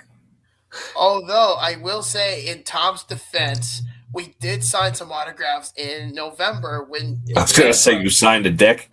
No, actually. So I will say this: we did meet fellow YouTuber Urinating Tree when we were down in Pittsburgh. We had dinner with great guy, and he does a lot of good content on his own too. So of course, what we're going to say is, if you guys get a chance, check him out. He's got some really fun stuff going on, really creative too. He's come up with some really cool stuff, especially the Days of Our Steelers, which that was a fun I think 5 or 7 minute take that he had. And he played it to the Days of Our Lives music, which was absolutely, it set the tone perfect for what he wanted to talk about. But no, we had a great time with him, and certainly Tree, we appreciate that you came out also and spent some time with us. We'd love to do it if we're back in Pittsburgh again. Certainly I'll hit you up if I'm down there. But yeah, we signed some stuff for him. He signed some stuff for us, and it was a nice way to do it. So fellow YouTubers supporting each other, it's always a good thing. And Jay actually is the first one to comment. He said, "Hey, the cameo, it's an interesting idea." Yeah, you know what? I honestly would be open to that idea. If anybody wants a greeting card from me, Damien, or Tom, we're open to that suggestion. But you got to help us out, though, in return. You got to tell your friends, subscribe, all that shit. That we got to get the ball rolling here, because we're starting to get more and more popular. Tom can tell you firsthand. We're actually getting really damn popular in the Long Island, Western New York area. Yeah, I mean, viewership's going up. So we're getting I gotta have security when I go out. Yeah, I remember actually one time, this was actually before we rebranded, but I remember back at the time I was at BJ's Wholesale before I got rid of my membership there for different reasons. But actually one of our followers was the guy that checks your receipt when you exit, and he's like, "Hey, I remember you." And it's like, "Aren't you on that show?" I'm like, "Yes." And then so I actually chatted with him for a few moments. I actually ran into him a couple times. So did you ever get his picture? What's that? I said, did you ever get his picture? No, didn't get a picture, but I did sign something for him. So, look at you! So I have done that. So which no one's gonna read my damn signature anyways. But it's all good. Bobby Cena is like, it's all it is. Scribble. Even the DMV can't read shit. And it's not a fucking scribble, you asshole. No, my signature is like. I don't even throw my full name on there. I don't even throw my full first name or anything. It's literally like my initials, and I just go with it that way. So if you guys want context, Damien, you can get this too. Is that if you ever get an autograph from Tom or myself, mainly Tom, is that how in life women don't ever say sorry immediately. They always have the loophole through an apology to say something. That's Tom's signature in a nutshell. So for men, it's like sorry. For him, it's like all across the fucking board. And sorry, that's his signature. Okay. Yeah, it's like good luck trying to read it. No, and actually, it's just kind of funny. It's like literally first initial, last name, but then it's like the way I sign it, it's like good luck reading it. So it's fine. Although my regular writing's fine, but yeah, basically. But you know what, though? There actually has been some Islander news as of late, and we forgot to touch up on it earlier. I'm sure Damien knows what I'm talking about. Is supposedly the New York Islanders are signing Duvall, who was terminated from his contract in the KHL recently, not that long ago, and it will be a two-way deal, and he'll be signing with the New York Islanders. When he's actually teammates with Max Shabanov. I was like, who? Yeah. So to give you an idea, the Islanders signed a French forward named Pierre-Eric Dubé, and his contract was terminated earlier this year by the KHL's SKA team, and he played for Patrick Waugh in the Quebec Major Juniors with the Red Parts. And while waiting on confirmation, for what it seems like, it's going to be a two-way deal, and he'll immediately report to the Bridgeport Islanders of the AHL. And if Dubé does sign an NHL team, which is likely going to be the Islanders, he will have to go through waivers because he played in Europe earlier this year and was not on loan or by an NHL team's reserve list. Oh, boy. So we're not getting Stamkos? I'm not even holding my breath for the Stamkos rumors anyway, because this is like the third time he's been linked to the Islanders all these years, and he never comes. No, so never I'm not really holding my breath. I think the other rumors of like Dougie Hamilton and Palat, that could be interesting. The only thing that I would be I would question that is because Hamilton still has 2 years left on that deal at $9 million, and $9 million he's not worth $9 million. That's a lot of money to take on a cap hit. Yeah, if he only had 1 year, I would probably make the deal because the Islanders could put some players on LTIR to make the room to absorb that contract, but I don't want to absorb that contract for 2 years. No, I just don't think he's worth it. Right. What's more interesting for me would be Rasmus Anderson, still from Calgary. Right. I've been saying that for months now, but I don't know what it would take to get him. Yeah, I mean, thinking about the whole Hamilton situation, especially having $9 million in cap hit over the next 2 seasons. I mean, so far, according to Bleacher Report, he's been linked to 7 possible teams that he could consider. I mean, Detroit's one of them. He's also been linked to the Sharks, the Maple Leafs. He's also been linked to the Kings, Vegas, Carolina, and here's actually one that's kind of interesting, and that is the Seattle Kraken. And so their thought was that with the Western Conference having a moment and Seattle starting to get back into it, especially being in the wild card race, they're thinking that Seattle could potentially be a buyer. And of course, with Seattle's defense having injury problems right now, especially with Brandon Montour, really the only guy that's doing a damn for Seattle right now is Vince Dunn. That's all they've got. So with Lane Lambert wanting that defense presence to be strengthened, I mean, Hamilton would give him the best of both worlds, given the way that he plays. And the Kraken easily have enough space to be flexible for a $9 million a year deal over that time. And especially if they're going to try to make a run, given the last where they have Colorado, Dallas, LA, and Vegas. I mean, you got to have somebody to at least get another defenseman in there. I mean, Vince Dunn can't do it on his own. He's a great defenseman. We've seen him play for real when we were in Seattle last year, but you can't get it done with just him. No, I don't think so. I mean, I've also heard Vegas was interested at one point, but I don't know how accurate that is at this point.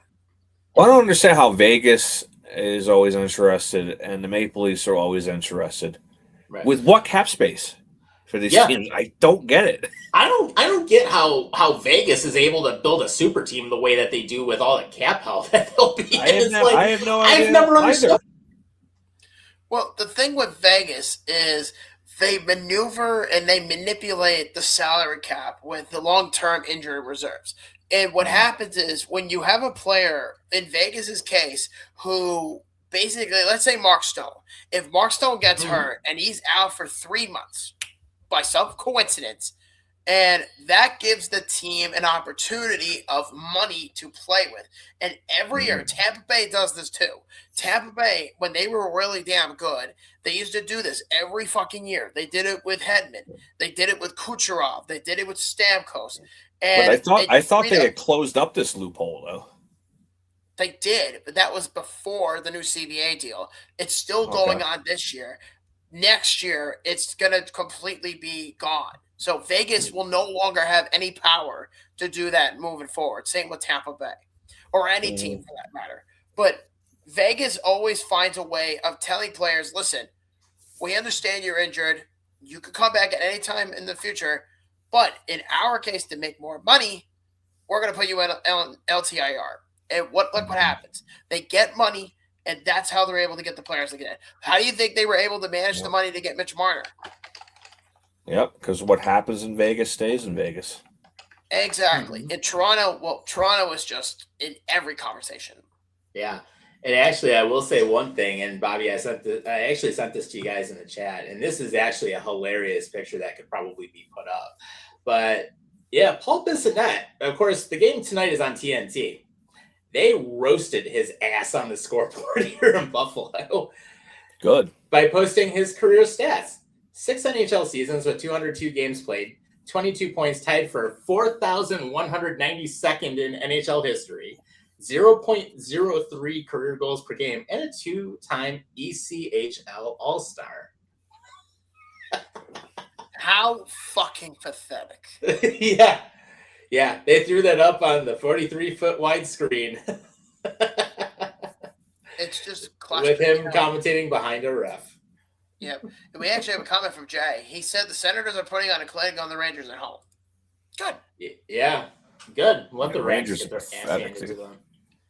Yeah, but I will say from the other end of the spectrum is that the Islanders were linked to not only Stamkos, they've also been linked to 4 other players as well. Obviously, Panarin, that's not happening. Panarin, I'm not even thinking about him.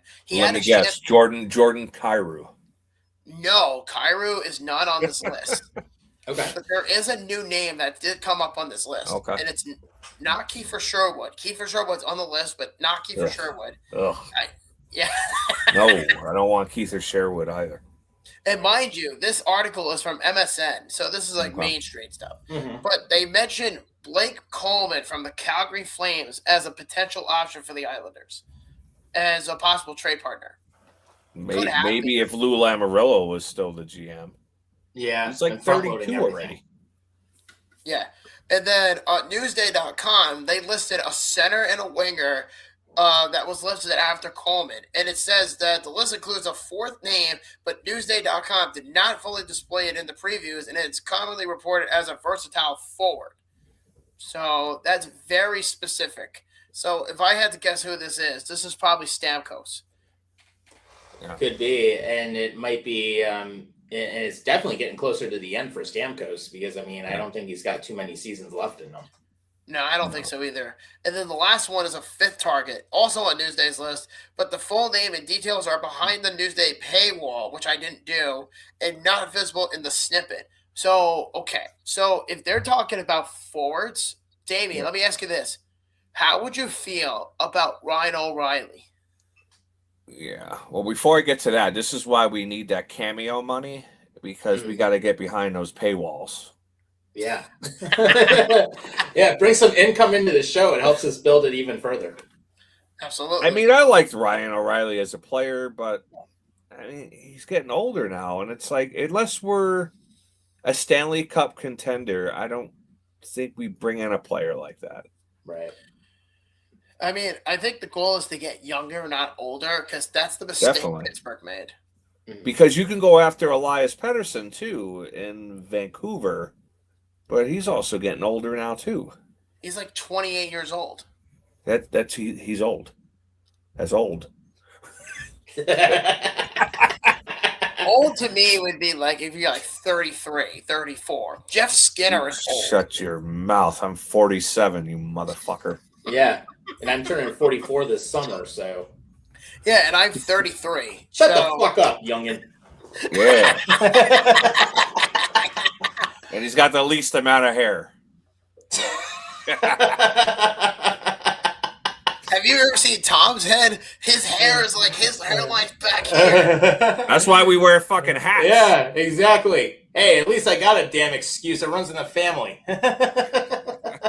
Fair enough, but still. Yeah. Although my face is not like bulged out like it used to be, so after losing 50, so that's all good. But it's all right.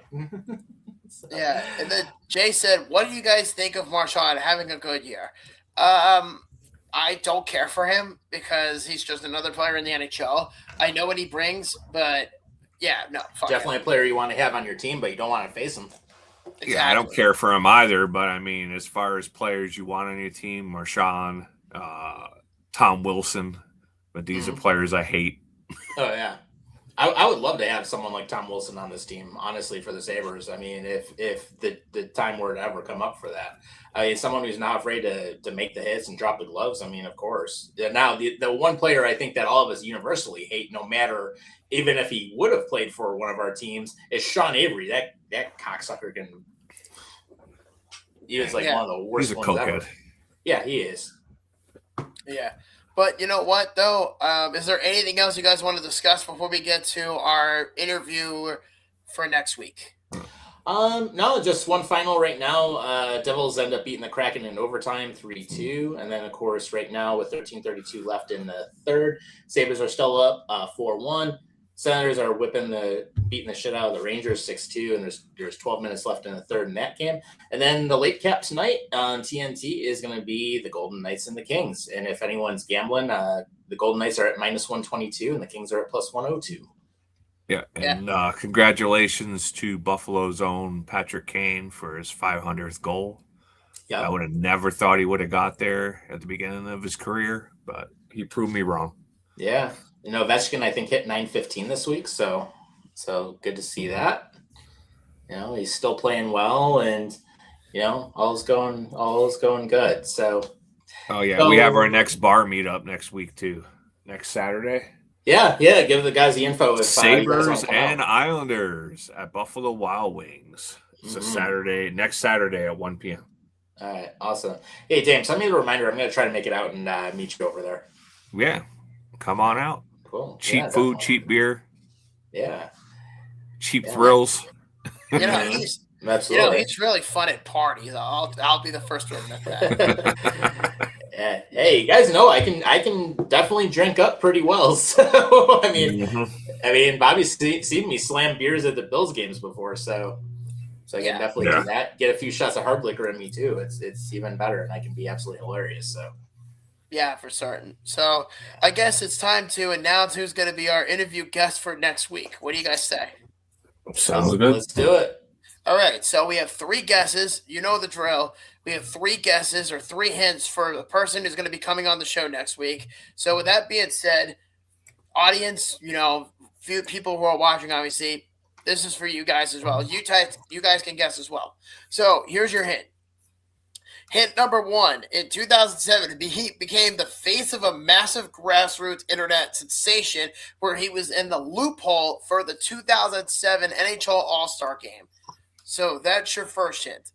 Your second hint is that he's born and raised in Rochester, New York, and he was drafted 47th overall in 1993 by the Montreal Canadiens.